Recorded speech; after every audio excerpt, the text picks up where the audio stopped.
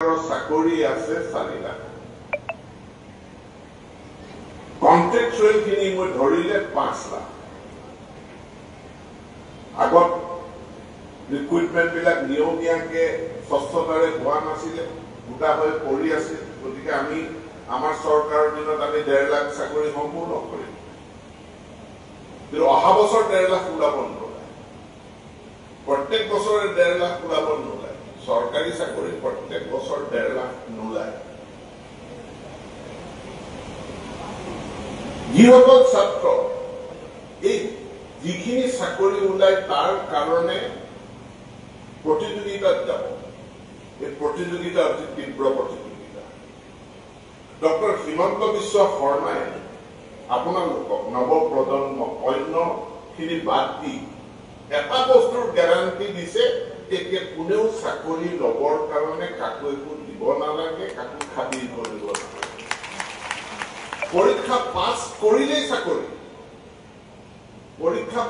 কৰিলেই চাকৰি কিন্তু পৰীক্ষাটো কেনেকৈ পাছ কৰিব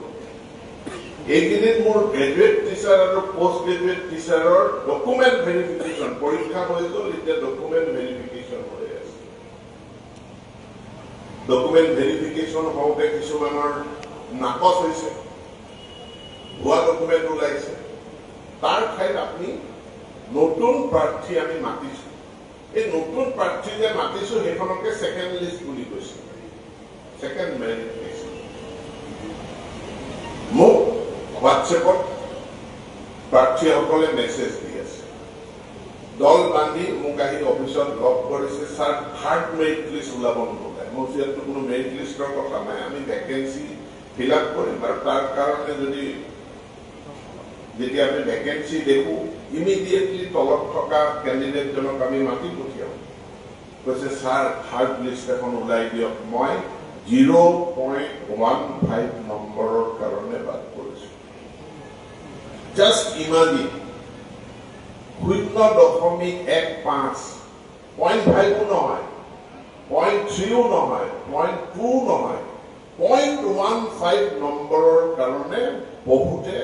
এই গ্ৰেজুৱেট টিচাৰৰ চাকৰি পোৱা নাই চাকৰি নাপাব ডাইৰেক্ট ৰিক্ৰুটমেন্ট টেষ্ট তাতো এটা অৱস্থা কাৰণ এতিয়া নিকা কম্পিউটাৰে বহি চাইছে কম্পিউটাৰে ৰিজাল্ট দিছে